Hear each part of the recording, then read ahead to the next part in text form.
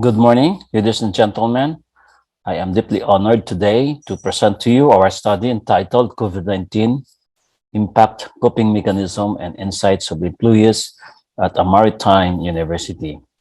To continue, allow me to recognize my co-authors of this particular study, April Joy Palma, Lucia Lago, Dr. Emmanuel Fainsan.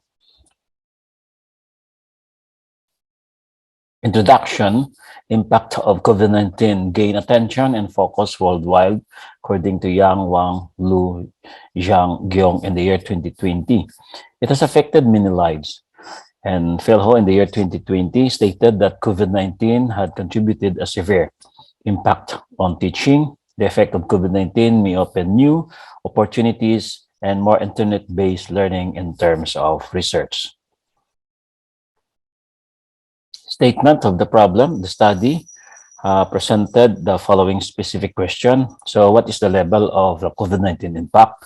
Second, what are the coping mechanisms of the participants to address the impact of COVID-19? What are the insights or lessons learned from the COVID-19? Methodology. So the study employed the quantitative qualitative method based on Criswell in the year 2012. Online platform was used to gather data needed on the study. Only those who responded to the invitation were considered. Only those who had a stable internet connection and finished answering the instruments were included in the study. The instrument underwent validation and reliability measures. Research respondents, 50 selected employees of the Maritime University in the Philippines were utilized as our respondents. So the distribution of our respondents, when it comes to the gender, there were 23 male respondents. There were 27 female respondents, and respondents who came from urban places were 24, and respondents who came from rural places were 26, 52%. Head of the family of the respondents who were considered as head of the family were 40, 80%, and non-head of the family respondents were 10 or 20%. Results and discussion. So here you can see the result of the level of impact of COVID-19. The mean is 7.96. So it means that the 7.96 has the description of severe. So here you can see the different scales and the descriptions of the different scales. We go now to the results and discussion. Coping mechanisms of the participants and sustaining the daily activities and fighting for survival. The coping mechanism noted during the COVID-19 were first, praying and thinking positive outlooks of life, keeping themselves busy by doing their hobbies, communication and fellowship with family members, and doing exercises, in eating healthy food, and learning new skills in putting small businesses. Now, praying and thinking positive outlook in life. So here, you can see the different testimonies in statements and views and narratives of our respondents in relation to praying and thinking positive outlook in life. So you can see here, it teaches me to maintain my strong relationship with God. And keeping themselves busy. So you can see here the different testimonies and also the statements and the narratives of our respondents. So keeping busy is a strategy used and in our respondents to cope with the difficulty in life, especially the harmful effect of COVID-19. Communication and fellowship with the family. So communication creates better relationship. So you can see here the testimonies of our respondents. According to them, reconnecting with my family and by taking and playing, talking to them and playing with them, lessens their worries and keep them mentally alert and make their health stronger. So doing exercises and eating healthy. So according to our respondents, so doing exercise enables them to have fun and get connected So the activity allows the respondents to be active every day. So I have to do my regular exercises, and then I have to cook healthy food, then doing Zumba exercises and taking vitamins. And learning new skills and putting businesses, so participants learned to adapt to the new normal. They tried to do some business or businesses to add their financial needs, to adapt to the new situation. According to our respondents, they have to learn new skills and to have to put up some businesses. We go now to the insights or lessons brought about by COVID-19. So, number one, life is short. Faith in God. Family comes first. Health is wealth. Saving and learn to help. Conclusions: the severity of COVID-19 impact varies based on the health condition of those affected. Coping is the natural tendency of the individuals to adapt to life crises like COVID-19.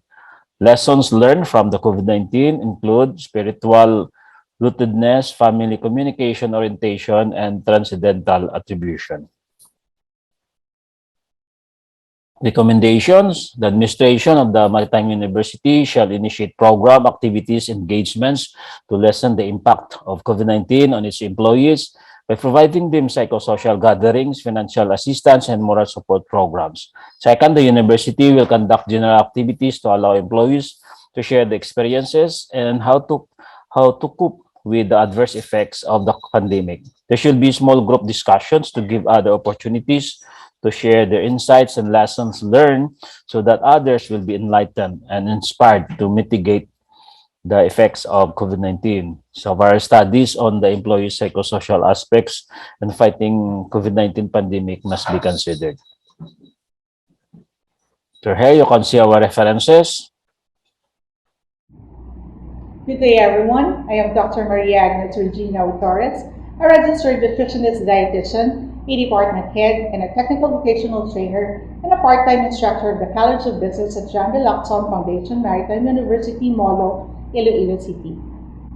It is of my great pleasure to share to you all my COVID-19 experience through this video recording. Having all these functions and responsibilities, the loneliness, reliance on others, and the safety of everyone have steered me up due to COVID-19 pandemic that has caused widespread illness and death, economic devastation, and day-to-day challenges.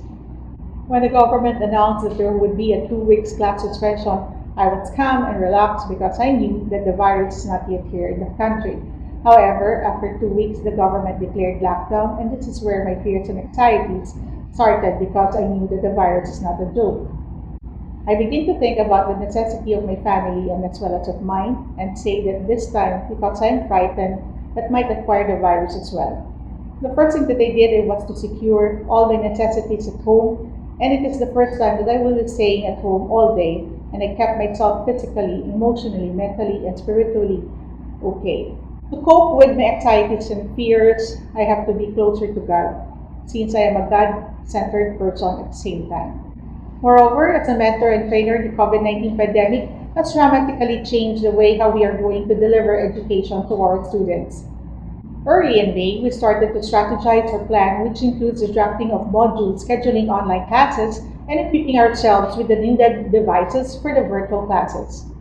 Having an online class is easier to execute. However, in terms of the laboratory, which requires actual demonstration, it becomes a challenge to both our students and our teachers.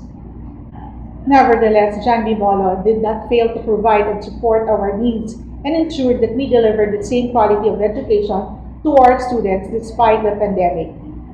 We took the risk of coming back to school to prepare for the new way of delivering academic learning. We did not let the pandemic hinder us to fulfill our duties and responsibilities as an academic institution. One more thing that I can share about COVID-19 pandemic is that it paves the way for other interesting and meaningful things. During the lockdown, I engaged myself with planting and collecting varieties of plants and also making photo collage, which I shared with my family and friends and peers. Moreover, the pandemic also taught me to be active on social media which is the best way to connect with families and friends during the pandemic. Although I am not that techie savvy, it leaves me no choice but to explore the world of social media because COVID 19 already drifted us apart physically. So, to bridge the gap, I need to use the SOCMED or the social media platform. And additionally, during the peak of the pandemic, I also got experience receiving food packs from the barangay as well as financial assistance, which is both new to me. And the best thing that I have done during these trying times was that I got the chance to share with my neighbors in the community what I have at home. After everything that COVID 19 pandemic has brought to us, there is a great lesson that I have learned, and that is to live simply and value yourself because life is uncertain. Live simply, as my mom says, so that others may simply live. As I always treasure to live by, we need to appreciate time, life, for us to see how beautiful it is.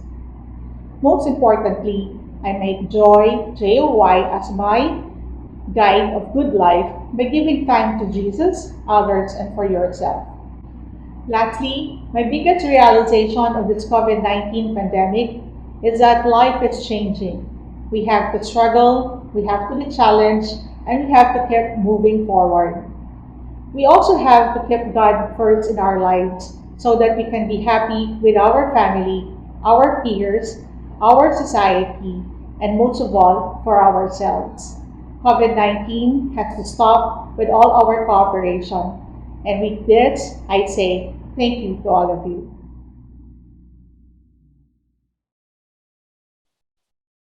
Thank you so much for listening.